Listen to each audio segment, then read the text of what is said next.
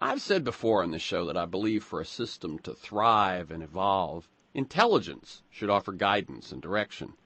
Now, with unprecedented technological power, humanity now more than ever needs human-driven, intelligent direction, intelligent design, if you will. Some of our gravest challenges, climate change, the energy crisis, national economic competitiveness, and some of our gravest threats, global pandemics, nuclear proliferation, have fundamentally scientific roots. Yet America has trouble with science. For every 5 hours of cable news, less than a minute is devoted to science. A minute out of 5 hours. 46% of Americans reject evolution and think the Earth is less than 10,000 years old. The number of newspapers with weekly science sections has shrunk by 2/3 over the past few decades. The public is polarized over climate change, an issue where political party affiliation determines one's view of reality. And they're in retreat from childhood vaccinations. Only 18% of Americans have ever even met a scientist, and more than half can't name a living scientist role model. Today's guest, Chris Mooney, is a senior correspondent for the American Prospect magazine. He's the author of The Republican War on Science, Storm World, Hurricanes, Politics, and the Battle of Global Warming, and Unscientific America, How Scientific Illiteracy Threatens Our Future, which he co-authored with Sheril Kirshenbaum, with whom he also writes the Intersection blog at discover.com. You can find that intersection there. And in 2005, I think I ought to mention this, Chris was named one of Wired Magazine's 10 sexiest geeks. What made me call Chris today is a couple of recent magazine articles that he's done. One just came out in Mother Jones not long ago, titled Rapture Ready, The Science of Self-Delusion, and the other in the American Prospect called The Reality Gap. And what Chris has done that caught my eye was, I mean, he's been, obviously, you heard the names of the books, he's been writing about this and looking at this stuff for a while, but what he's done in the first of these articles, the Rapture Ready one, is looked at the science of why is this happening, and the science of why people don't believe science. And in the second one, the Reality Gap, sort of looking how it's actually, sadly, and maybe not unexpectedly, seems to have political lines drawn, that those of one party are more or less likely to believe science and to give credence to science and all of that sort of stuff. So we're going to look at that for the next hour here with Chris Mooney. Chris, welcome again to... It's great to be with you again. Okay, and as I know I asked you the last time I interviewed you, but I think it's an interesting note. I like people to get a feel for the people and not just the ideas we talk about.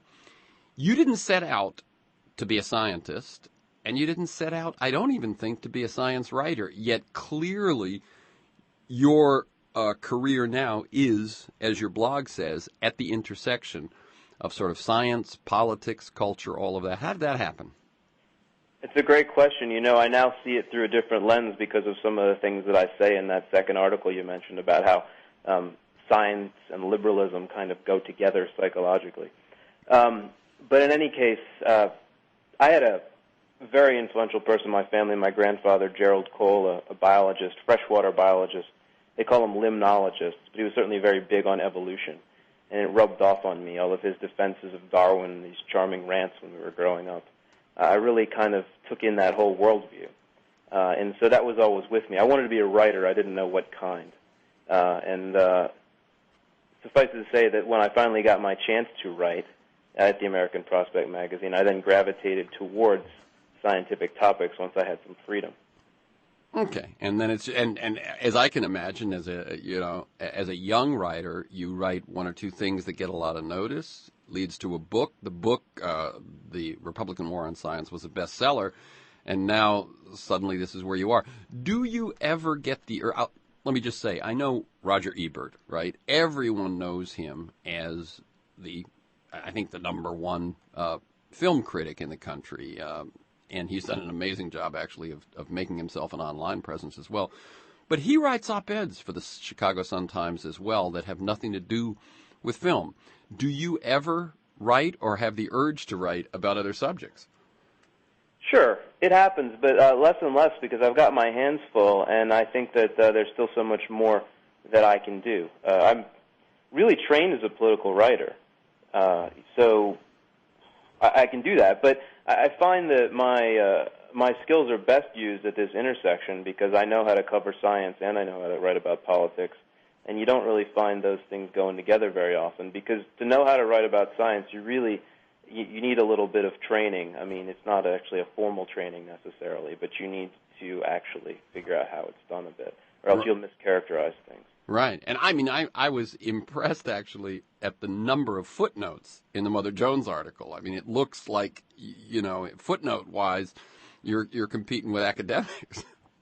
Right. Well, in some ways, that article is an uncommon one in the sense that it's like a big literature review, hopefully well written, but it gives you this big overview of all the research that too few people know about how biased reasoning works and how it creates a situation in which we'd have people, completely disagreeing about what science says and completely polarized about it. This whole field of motivated reasoning, which is what the article is about, I sort of popularized it. And in the process of doing that, I definitely was able to put a lot of links to all the published literature. I mean, there's a vast amount of peer-reviewed research that is either directly on this or closely related to it. Right. So what's interesting is at the same time as you're writing about people's tendency to reject expertise, that article certainly shows, plenty of expertise. Let me talk just a little bit about what you wrote about in the earlier books. I'm going to read a quote from Unscientific America, and then I'd like you to talk about it a little bit. A 2008 analysis by the Project for Excellence in Journalism found that if you sit down to watch, as I said in the intro, 5 hours of cable news, you'll probably see 1 minute's worth of coverage devoted to science and technology, compared with 10 minutes of celebrity and entertainment, 12 minutes of accidents and disasters, and 26 minutes or more of crime. From 1989 to 2005, the number of newspapers featuring weekly science sections shrunk by two-thirds. Washington Post killed its science page. CNN laid off its entire science, technology, and environment unit. At a moment, as I said in the intro again, when science really is of critical importance, why is this happening in America? Unfortunately, this is driven by economics, not the centrality of science to policy or decision-making or our lives. It's a weird contradiction. Basically, what's happening in the media is the implosion of the old business model, especially for newspapers because of the growth of the Internet. So they're not flush with cash in the same way they can't subsidize parts of the paper that don't make the same amount of income as the really popular parts. So, these specialist kinds of coverage get cut. And that's what we've seen happen. And then science migrates to the web. And there you have a different set of issues. There's certainly tons of it on the web. Whether anybody finds it's another question. But this is solely about media economics. Okay. And what about our education system? Is that delivering as much science education as it used to, or my suspicion, based on the fact that so many schools are paying so much attention to reading and math scores on tests, is that teaching to those tests may have driven science, if not out of the classroom, into a just smaller coverage? Oh, yeah, there's huge problems with science education in the U.S. We have some spectacular schools for the really advantaged, but for the most part, it's not nearly what it ought to be. And that's one of the reasons. I mean, another reason is just that science education is under attack across the country. If it involves evolution or now increasingly climate change, you have teachers not teaching it, and you have parents rising up against them when they do teach it. So it's also way politicized. Right. You mentioned the Internet, which is where science has gravitated. The problem there is not lack of information, but a couple of other things, isn't it? Sure. Too much information, nobody ever finding it, and people self-selecting them into little groups where everybody agrees with them, and becoming more and more sure of themselves. It's a different thing. It's not. It has its benefits and its costs, but it doesn't restore what you had before, which was more shared information about science. Right. Now, I notice neither of these articles quite go into that thing about the people talking more and more to people of their own mind, of their own culture, and so on, whether it's social media, whether it's the Internet, whether it's something else that's going on. what's your, what is the scientific take or the educated take on what that's doing? Oh, it's just working together with other things to make us very, very polarized and take away the sense that we have a shared view of facts or reality. I mean, in Mother Jones, I wrote about the psychology of why people can't accept inconvenient information. In the American Prospect, I wrote about, one necessary consequence of that we see around us all the time, which is that Democrats and Republicans don't agree about the facts at all, even though the facts are discernible and you can figure out who's right. They still just don't agree about them.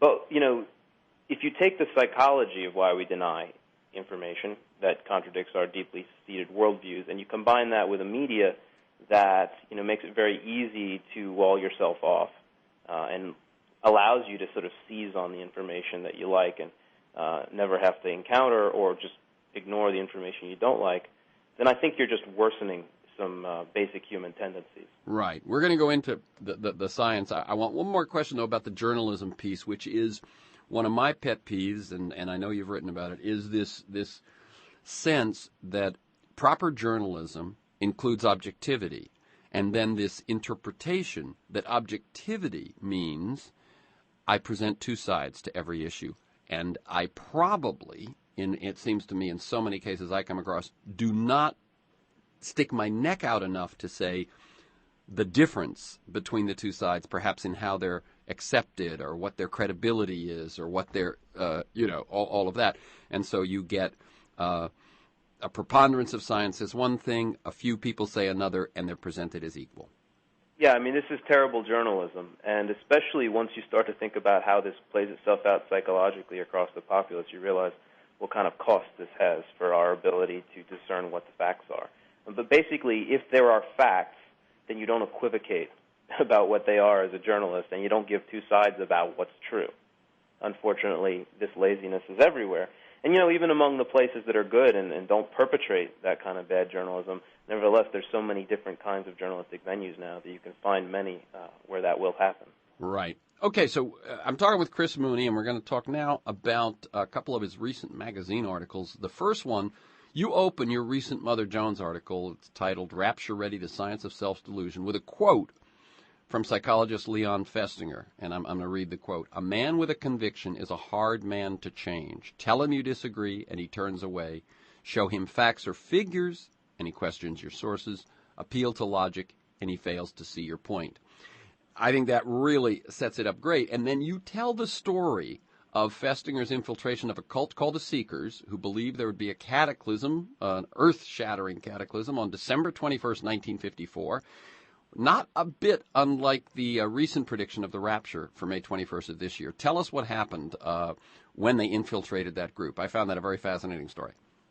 Well, they became members, and they wrote a book about it. And, of course, what happened, what always happens with these end-of-the-world predictions is that they're wrong.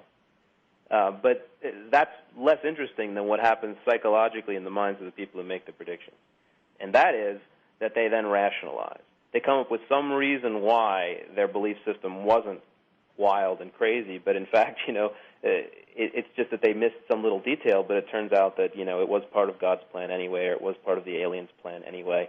And so in the case of the Seekers, their rationalization was that, by believing what we were supposed to believe because the aliens told us to believe it, we saved the world. I love that one, yeah. In other words, yeah. we believed it so hard that they spared us, Right. And they spared everyone else in as well. Right, which is very flattering to the ego. And then with Harold Camping and his, woeful prediction, the rationalization was different, but we could predict based upon this psychological research that there would be a rationalization, and his was that there was a rapture, but it was an invisible spiritual rapture. Oh, I didn't even hear that. I thought he just changed the date again. No, he really said there wasn't. Well, he always meant the world to not end. He just meant the rapture to happen, and then the world was going to end later. So he sticks to the prediction of the world ending, I believe, October 21, something like that. Yeah. So he'll be wrong again. Right. But and he'll rationalize again. And we know this because this is how the human mind works.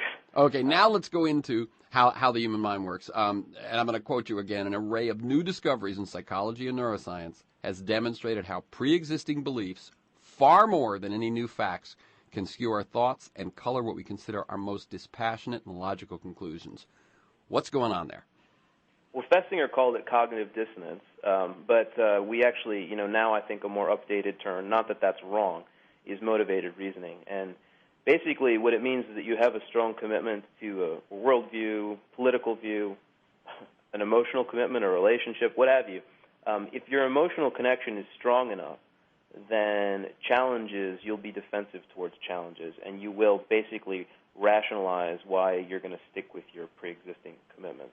And what's so scary about motivated reasoning is that it says that this is happening basically subconsciously and automatically. In other words, you get a threatening stimulus. You don't even know you've gotten it because your mind, most of what your mind's doing, you're not conscious of. But you've already been threatened, and you've already had an emotional defensive reaction, and then your mind proceeds to retrieve the memories and thoughts and associations that you've always retrieved before that bolster the worldview and that, basically are the fabric of the worldview. And so then by the time you're thinking in the context of all of these things that are your identity. And so then you come up with something to say, something to argue, what have you, that's basically not changing your view, but rather reinforcing your view. Now, what's interesting is in the way I was listening as you laid that out, and it took, a minute or so to sort of describe this sequential nature of this, that the way I get it is that the emotion happens first, the reasoning happens second, and that first and second sounds like some separation. It's split seconds, isn't it? Oh, yeah. Well, no, it's milliseconds. I mean, of course. Yeah, but the point is that the emotion biases the reasoning. Exactly. So that's what you need to know. And it's happening automatically. And it's happening instantaneously. Pretty much. So because I'm sure someone goes, and then, as you were saying, and then you reach for these memories and thoughts, and you think this, and no, it's happening instantaneously. That, and you pointed out, threat. It also happens to something we're interested in. In other words, basically, if I understand it right, we emotionally tag everything, every perception that we get. Good for me, matters to me, doesn't matter to me, don't need to pay attention to it, threatening to me. And this kind of tagging is what happens instantaneously, and only then do we begin to think at all. Right. I mean, what neuroscience is showing, and I'm not a neuroscientist, I'm reporting on it, right. Is showing that, emotion and reasoning are not separate.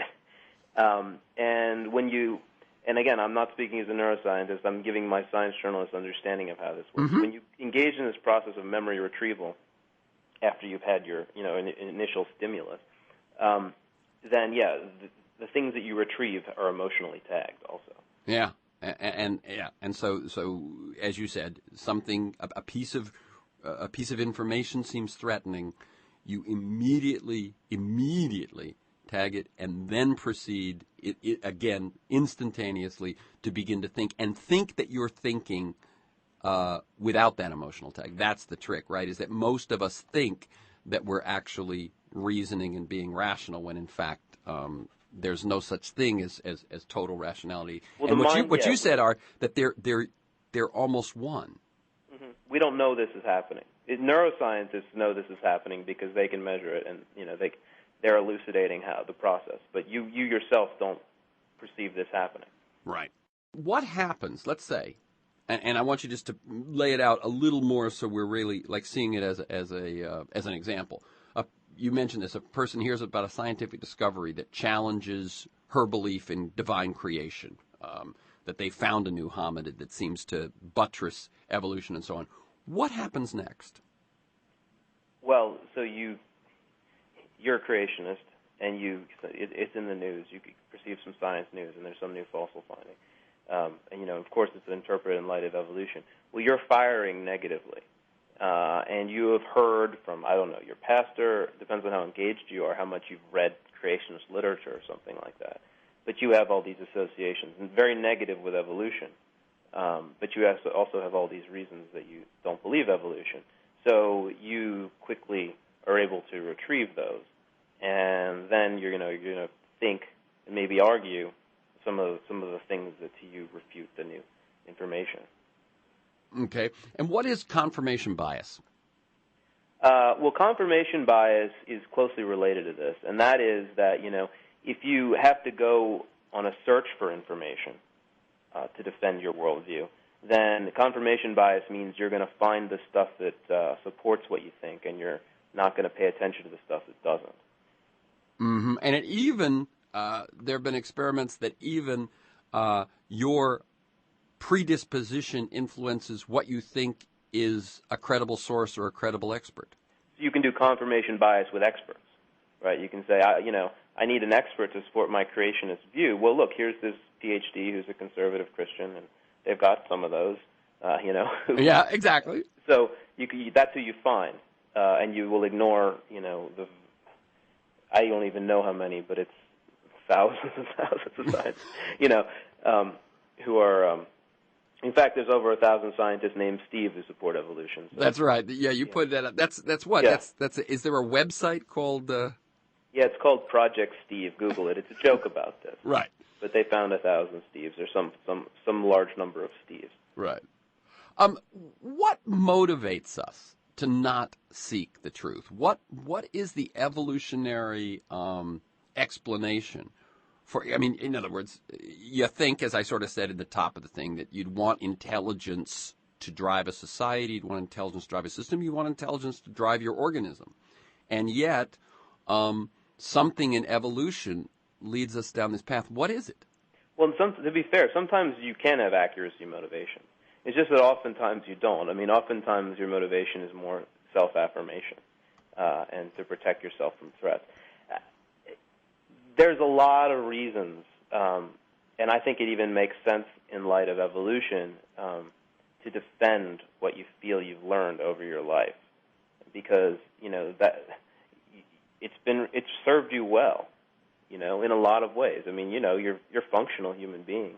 The belief system is the result of a lot of experience and a lot of knowledge. So it makes sense that you don't discard it easily. And is there another thing that's going on there nowadays that we perceive, and again, remember what we said about perceiving, it's this emotional, rational kind of dance going on, but we perceive symbolic threats and respond to them the same way that we millennia ago responded to actual threats? Sure. The reason we have this ability to rapidly respond in a way that we're not even conscious of is that evolution creates that. Okay, I mean, if there's a danger, you want a machine, an organism, that's going to be able to react to it hyper fast. So that's why we have this whole system, and it's the same system that animals have. We have a much more different capacity too, which is the reasoning capacity. But we have the older, quick-fire emotional response and defense system. But as I was saying, it's that somehow what I would imagine for most animals and for early humans, the threat and the treat were, animal. Dangerous weather, clap of thunder meant lightning. That might be a problem. Or the smell of food was a good thing. And yet now it's someone's idea that has taken. I mean, what do scientists say about that linkage? What is? You get where I'm going with that. Right, and so I guess I'm going to speculate here. I mean, it's the fact that it excites the emotional system in this way that really matters. And so ideas can do that. It's a kind of self-preservation. It's preservation of the identity. It's not preservation of yourself from being eaten. But I think as long as the emotional power is strong enough, then. And I guess what I'm also imagining, and I think it's what you're saying also, is but that I'm actually speculating here. I mean, I'm not fully satisfied that I understand the complete link between the evolutionary science here myself. And the motivated reasoning, and I think that I actually I've been planning to do more calling and interviewing. I've heard Michael Shermer. He's got the new book. What's it called? The Belief. The Believing Brain, and he's got an explanation for part of this where he talks about, you can make two types of errors, and let me see if I can get this right. I mean, either the thing that you see rustling in the bush is going to kill you, or it's not. It's just wind, right? Either it's a tiger or it's wind. And evolution is going to select for you to basically be defensive no matter what. Because if it's a tiger, you're more likely to be safe, and if it's not, and you run, well, you haven't been hurt very badly. Right. No, So, I get that. It's the relative value of the interpretation to some extent, right? You don't go wrong. So it's okay to make the error, it's okay to make the error to preserve yourself. Yeah. That's kind of the logic. Right. Interesting thing you say, Chris Mooney, is that, I'm going to quote you again, head-on attempts to persuade can sometimes trigger a backfire effect where people not only fail to change their minds when confronted with the facts, they hold their wrong views more tenaciously than ever. This one, is a bit confounding. Talk about that. If you've got someone who has a strong view and it's very important to their identity and they're closed-minded, I mean, they fixated on this view. If you try to refute it, then we have experimental evidence that that actually the belief can be strengthened. So what it suggests is that persuasion is not what liberal, rational, enlightenment-inspired scientists seem to think it is, which is you give the information and then everyone goes, aha, that's what it was. It's often going to be very, very different than that. You're saying that what would persuade is going to be very, very different, or you're saying that the response to persuasion is going to be very, very different? Both. Both. You're right. And sometimes persuasion is just not going to happen. I mean, if you've got someone who's seized on something, and psychologists call it high on need for closure, and they've got closure, they're not open. So it's not clear exactly what you do. But if you trigger the defensive reaction, then you're going down the worst path. And they will actually hold to their wrong belief even stronger. You talk about the Northwestern study, where even Bush's own words contradicting the idea that Saddam Hussein and al-Qaeda were aligned doesn't persuade a Bush supporter from dropping that belief. Right. And if you show them that Iraq didn't have weapons of mass destruction, a lot of them will hold the belief stronger in another related study. So these are some examples of political falsehoods that have been incredibly influential, and the psychology research shows that a motivated reasoning process along with a belief perseverance or, psychological defense process is operating. Right. No, I remember that actually the idea that that Saddam had weapons of mass destruction actually increased. The percentage of people who believe that increased over at least some period of time long after it had been discounted. Well, in the study that I'm talking about, among conservatives, when they refuted that view by making them read an article that stated it and then stated it was wrong, it increased the belief. Amazing. And what I was saying, I remember in polls, they found... Oh, maybe so. Yeah, In polls, I think it was July after, it was months after, that actually the numbers were higher than when the story was originally out of alignment between Saddam and al-Qaeda and weapons of mass destruction, that it went. Let's look at how some factors play. Does education make a difference? Education's good for a lot of things, but what I argue, and not so much in this piece, but giving talks after it, I think, is that if you have a very strong belief that's emotional, then what the research shows is that you will commit various kinds of logical fallacies and bad reasoning to defend it. And this is the mechanism for why that happens, because you'll just try to find an argument, any argument. So if you teach people, logic and reasoning and so forth, it's certainly a good thing, but the emotions can be powerful enough that it can skew that process. So there's studies that show that people commit more logical fallacies defending, their own belief, but then they can see the logical fallacies in somebody else. Or hypocrisy. There's one of these motivated reasoning studies that's really interesting. Drew Weston, I believe he's at Emory, and he did this in an fMRI machine, so he saw the brain's emotional circuits firing, but he set up partisans in the 2004 election, Democrats and Republicans, and he showed them statements from Bush and Kerry followed by, contradictory information that made it look like they'd done something hypocritical. or contradictory. And what happened in each case, right, was that the Democrats saw hypocrisy in Bush but not Kerry as much, and the Republicans saw hypocrisy in Kerry but not Bush as much. Right, So, and what you're saying is that the experimental situation he'd set up, they were both equally hypocritical. Sure. Yeah. I mean, I think actually the statements were, I don't remember exactly. I'm not even sure the statements were true. They were just set up to be contradictory. That's right. It was just given this information, what do you think? Yeah.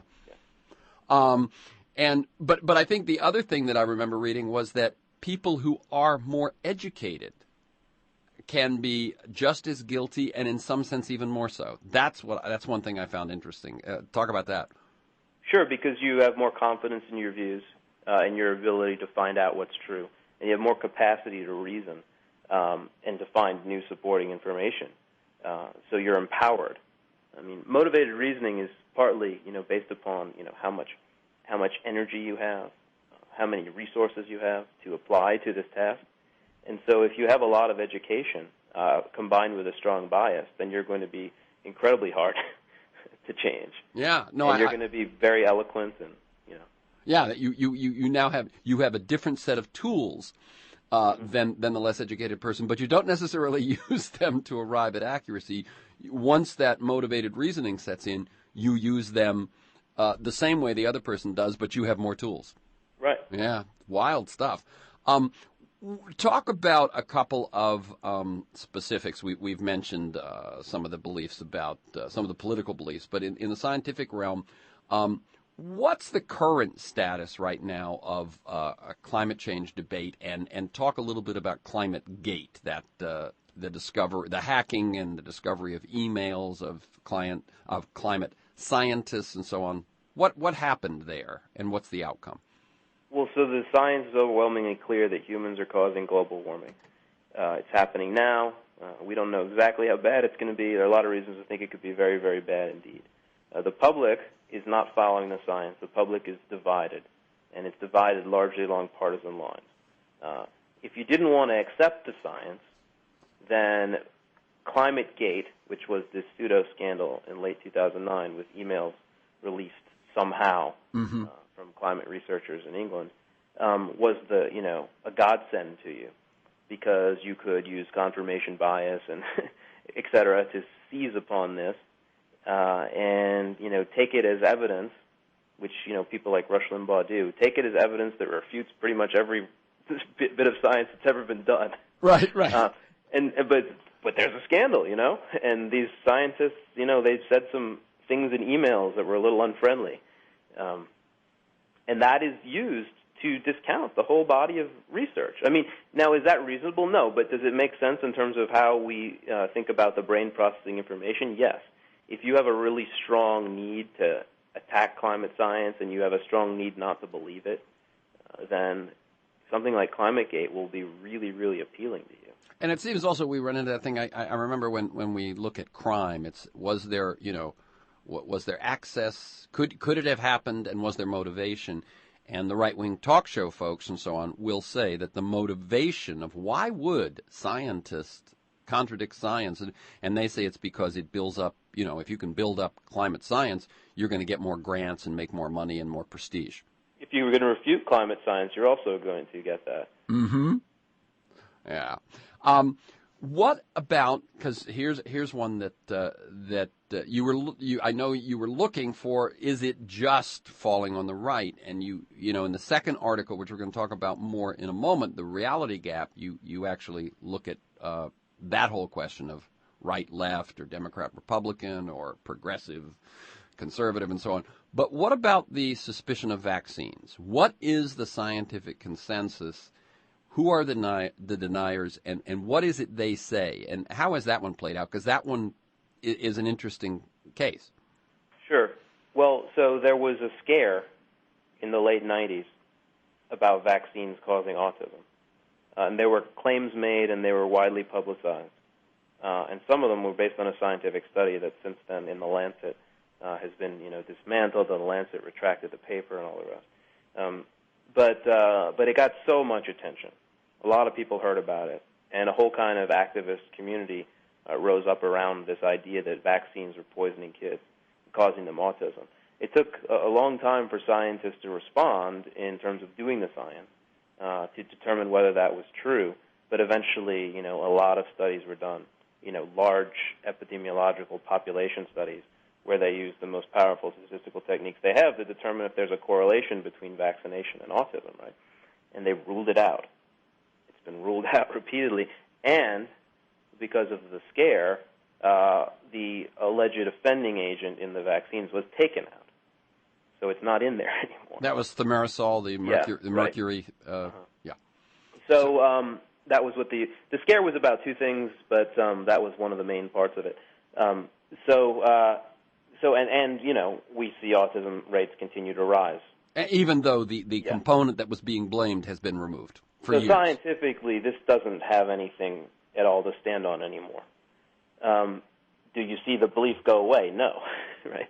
Because that's not the way the mind works.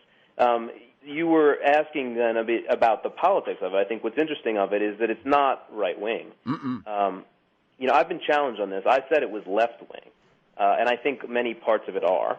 Because it has this left-wing narrative to it. It's about, big corporations poisoned our kids. And so that has that appeal. But actually, in polling data, which is not good on this, you don't actually find that much of a political difference. I see. In other words, there are people that this one doesn't go left-right, that there are just people who have a theory that science has contradicted and they hold to that theory. Actually, I'd put it a little different. I suspect this one is more on the left, but the polls don't support it. Okay. But the polls aren't very good. So that's kind of where I am on it. Okay. Yeah. And it's funny because someone listening could say, wait a minute, Mooney's doing the same thing he just said. People do. The polling contradicts his theory, and now the polls aren't that good.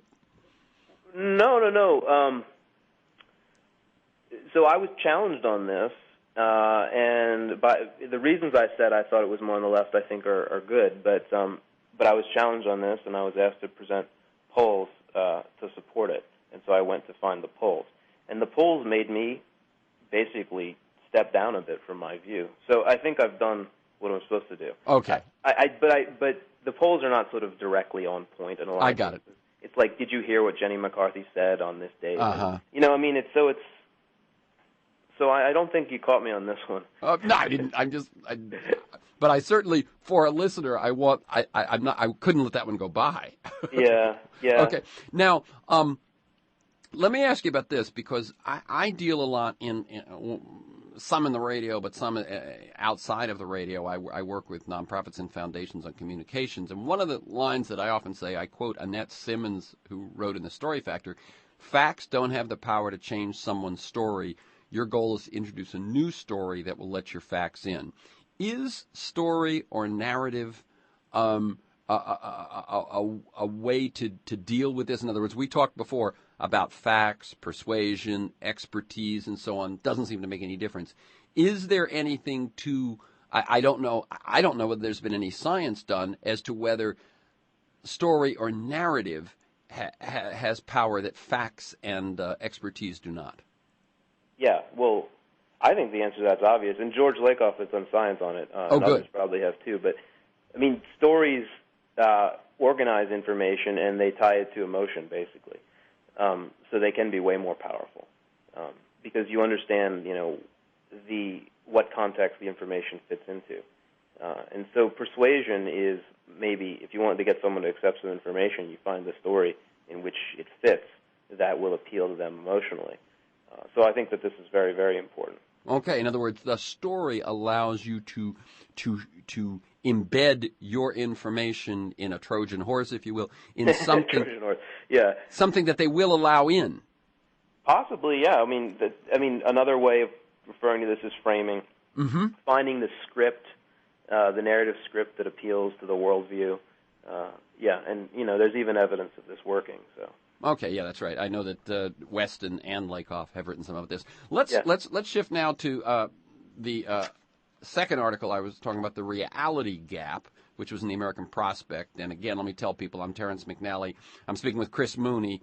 He's a senior correspondent at American Prospect, also writes for other publications, including Mother Jones, best-selling author of The Republican War on Science, co-author of How Scientific Illiteracy Unscientific America, and he blogs in a blog called The Intersection at discovermagazine.com. Oh, before I jump to this article, how would you characterize The Intersection? The Intersection is my blog at Discover, and it's been around for almost 10 years now. It was originally called The Intersection because it was a place where science and politics meet. Now it's more the intersection of science, culture, society, but it's basically a blog where I consider scientific controversies and scientific topics as they rise and as they, prompt resistance and controversy. So it's a science politics blog. Okay, very good. So what is your main point in The Reality Gap? I like to think of that article as an attempt to sort of rewrite my book, The Republican War on Science, with some psychological insight. The Republican War on Science was written in this very rational mode where I'm like, here's the science, here's what they say, they're clearly wrong, they're attacking science, which is true, but it didn't really get at the motivations and the process. And so I still think, and it also made another, not error, but it didn't understand fully that basically it's not just science where that happens, it's anything that people care about. Mm-hmm. Science is not unique. It's unique to those of us who think in this academic way, it's science and there's social science and there's humanities. And how dare you undermine science because it's so strong. But no, anything that, ticks people off will be undermined. And so I treat, science issues the same as I treat political misinformation, like claiming that the health care reform bill created death panels. Right. And in The Reality Gap, you deal with all of those sorts of things. Right. Yeah. I think they're all going to be the same as soon as they're politicized. And so what I'm trying to say is, we all have biases, and yet clearly something's going on where if you look at the contested political factual issues that we disagree about, the facts seem to support the Democrats. And not always, but most of the time.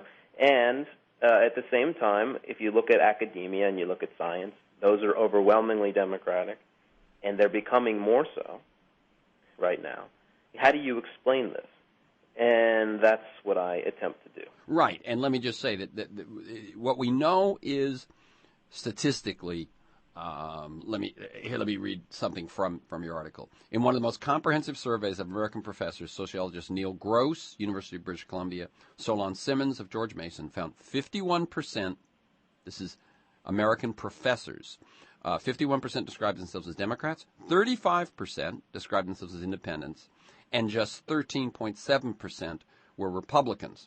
Now, the right points to this same information, and their interpretation is it's because universities are centers of indoctrination, and that what I find interesting is that it seems, although affirmative action has been opposed by certain right folks when it might apply to race or gender or immigrants or anything, it almost sounds like they're calling for affirmative action when it comes to colleges, faculties, professors, etc.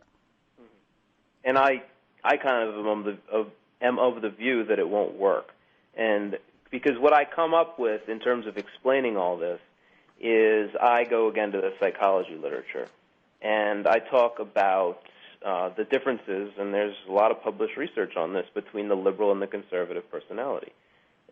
And basically their personality traits, there's widely accepted scales for measuring them, and liberals rate higher on one key personality trait that is very relevant to us here, and it's called openness to experience, which includes, abstract ideas, it includes traveling, it includes, and openness to experience is the kind of trait of personality that is likely to make you an academic. It also means tolerance of uncertainty, ambiguity.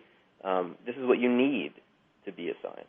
Now, let me put these two articles together, and it seems that what we've said is that that it is human nature, if you will, to deal in motivated reasoning, right? Yes.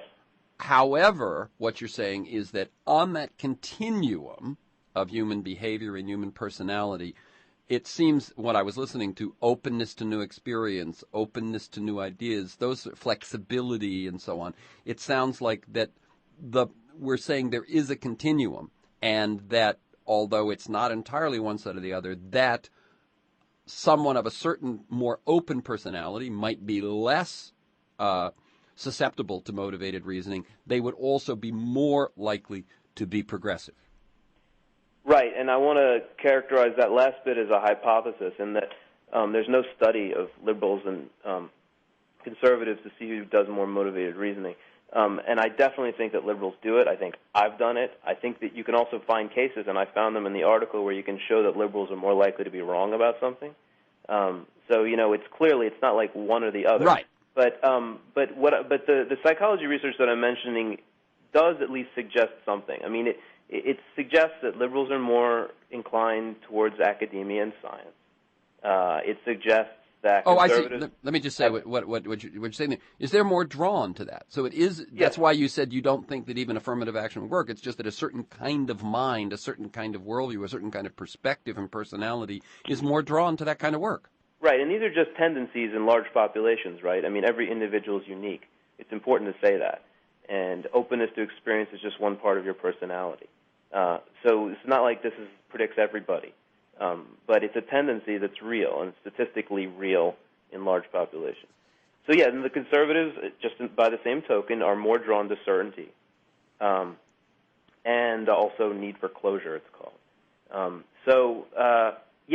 This suggests that they're going to have a different relationship. At the same time, we know that they have different moral systems, and so that suggests that when they do, challenge information, they're going to challenge it for different reasons. And it doesn't.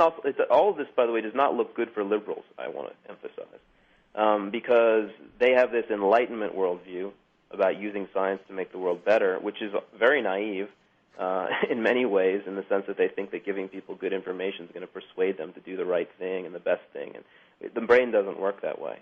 And also, in terms of openness versus closure and so forth, what that means for liberals, and this could be pejorative, is it makes them indecisive. Uh-huh. It makes them spineless, if you want to be really negative about it. And that's more likely to be the case, whereas, conservatives are more able to be decisive, and you often need to be. So this is not like, liberals are great or anything like that. No, right. It's a package of tendencies and a package of likely responses and behaviors that, depending on the situation, depending on the job, depending on the moment, can go one way or the other. I'm Terrence McNally. That's the voice of Chris Mooney. And we're talking about a couple of his recent articles, Rapture Ready and Mother Jones, and the reality gap in the American prospect. It sounds, this thing that you just pointed out about how the downside of the openness and the flexibility can be spinelessness. One thing that, one of my analyses of the current political view out there, the political arena, is that both sides derive significant, if not primary, funding from the same sources. That is, the very wealthy and the corporations. And what we have then is Republicans who happen, it seems to me, to have their principles, their platform, in sync with their funders.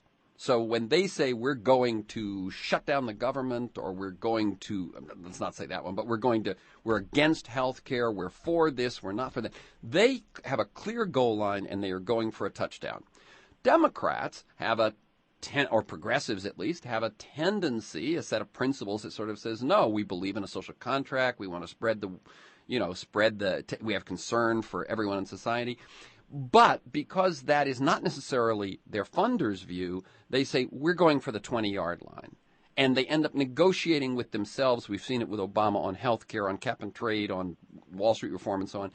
Now, that's my analysis of what goes on. My analysis of what that means is, one, no one is actually going full out for the really progressive principles, or very few. And two, the bystander, the political person watching this, notes what you were saying and says, these people have the strength of their convictions, these people don't. Your thoughts about that whole analysis? I think what we've just said about personality explains a lot of that, doesn't it? Yeah. The analysis is true. It's complicated and probably worsened by the fact that basically the country moved right. So the Democrats are sort of centrists, and centrists are also, very on the one hand, on the other hand. Right. So you could imagine if the country was shifted way left, you might have more dogmatic strength of their conviction on the left.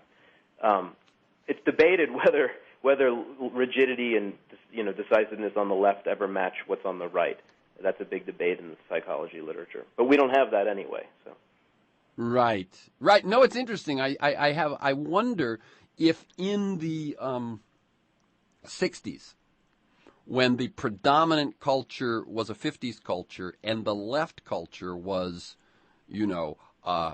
stop the war, stop the military-industrial complex, it's okay to be gay, it's okay to have premarital sex, whether you get what I'm saying. It seemed to me in that time the left seemed to have more conviction than has happened since the shift to the right of the culture. More conviction, and the politics was further left. Yeah.